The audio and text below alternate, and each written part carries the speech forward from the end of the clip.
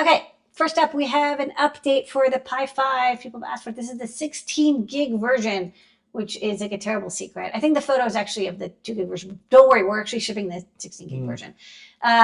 It's the most gigs. You want to do a lot of AI stuff. You want to run local models. You want to have a lot of data capture. You want to do video stuff. I don't know. You need a lot of RAM. $120, you can get a Pi 5 with as much memory as like my really nice laptop. Okay. Which definitely costs more than $120. This was a customer request, and I was like, oh, that's kind of a good idea. It's a panel mount USB cable that has USB-C that goes to your device, but the panel mount is type B. Why? Look, if you're not using USB-C speeds, if you don't need anything more than USB 2.0, those B jacks are like chunky and reliable. You know, the only reason they're not used anymore is because they're just big. But a lot of times people have, you know, cables or devices that have B ends. I don't know. I could see this being useful as an adapter that's also panel mountable. All right. Next up. Okay, next up. Finally, it's coming. This is a 1x1 meter LED panel that's made out of this like, flexible netting. So it's hanging here on like a photo stand, and you can like zoom in with the next thing here. So basically, you know, our LED pebbles, these are pebble lights that go 20 LEDs down each row, and then they're held together by, oh, go back. Yeah, so you can see the wires. Can you click here and just stay here? And then they're held across long ways by plastic coated like steel cord. So they're very durable.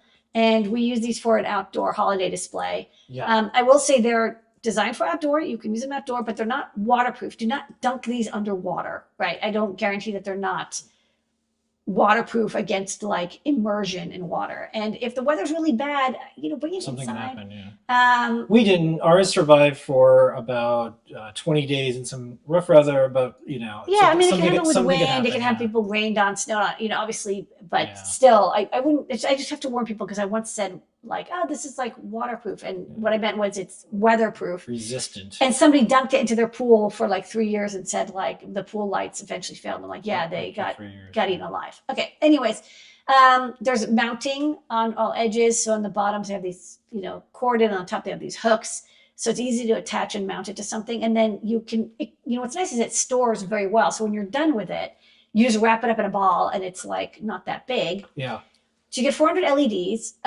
For the input, it's really easy. It's just NeoPixel data. So your standard WS2811, SK6812, whatever, NeoPixel data. And then ground, and then 12 volts DC. Now, I'll say, I've run these off of 5 volts, and they actually run fine off of 5 volts.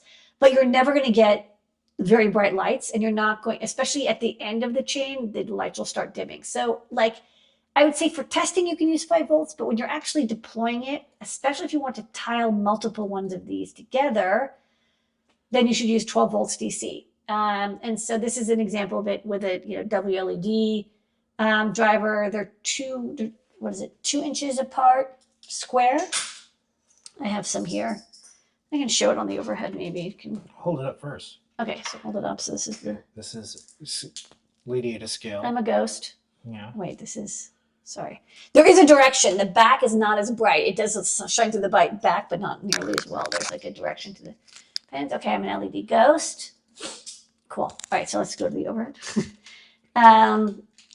So this is not very bright at all. I have it because I'm running off of 5 volts. It doesn't have like the brightest setup. You can see there's 4 wires. The reason there's 4 wires is that one wire that actually comes back up so that it can zigzag, right? Because there's the power and data coming in here. It splits off to 3 wires, and then there's the one return wire, and then that wire gets continued on here. So basically you get, you know, you can talk to it as if it's one grid, but using one wire. And then let me show, I'm gonna try to do a live demo. Okay. For 1 second. Yeah, I'm just gonna show some more images. Yeah, I'm gonna show what it looks like. You know, we're going to show the Sparkle Motion mini board in a sec. You can use it to drive these things. But let's take a look at if Lady can actually control this. Okay, so I have WLED running on the Sparkle Motion board, which I'll talk about in a few minutes. And so I have it set up as a 2D matrix. And then yeah, you can just like configure it, 20 by 20, and then almost every NeoPixel driver will have matrix support, and then you can control it from whatever WLED, from Arduino, from CircuitPython, whatever, and then you can draw graphics onto it if you like. So the little happy dude here is a demo from WLED. This is great for like anytime you want to deploy a grid, but you don't want to deal with individual LED stripes. And the price ends up being like pretty good. It's like whatever, 25-ish cents per pixel. Yeah. So we use this outside our place for all of the hollow. Yeah, we just hung it out the window, and we like made an LED screen instantly. It was so easy. It was big, and the neighbors all liked it. By the way, the neighbors went to it, or at least they knew not to complain because we had a gigantic Spock. So really cool. Good. And then of course it's flexible, and then you just have to when you attach it to whatever, you use the little plastic bits, and you just like make it tight to stretch it out. And then if you want to have a bigger screen, you can take multiple of these and you can like tile them next to each other, 1 meter apart. Or soon, which we only got to this one, is we'll have 1 by 2, 1 by 3, 1 by 4, and 1 by 5 meter. And then it's a little bit easier to make large grids. But how do you drive one of these? What board could you use? Well, it's sorry to show tonight besides you, Lady Ada, our team, our customers, everyone who's sharing things in the world of open source. It's the Sparkle Motion board. A Sparkle Motion Mini. So we actually, even though this was designed after the first one, because it was easier to get tested and assembled, this one's going to the shop first. Because it doesn't have any through-hole components, and it doesn't have a lot of stuff to test on the board. But we'll get the main Sparkle Motion in for next week, most likely, unless some crisis occurs. So this is an all-in-one board with an ESP32 microcontroller. It's designed specifically for use with WLED, but you don't have to use it with WLED. I particularly like WLED. I think it's great. This will work with Arduino, with CircuitPython, with MicroPython, with ESP IDF directly if you want. And this board was designed to be very small. Sorry, I'm going to grab your Mountain Dew. I'm going to do the do. Thank you. All right, I did the do. Now, it's got ESP32, which is kind of the classic microcontroller that we all know and love. The reason I use the classic is it has the best support in WLED. Even though it's not the latest, it doesn't have native USB, it's still kind of like the end-all be-all, always is like the most natively supported. Using the mini module with internal antenna. You power it over USB Type-C.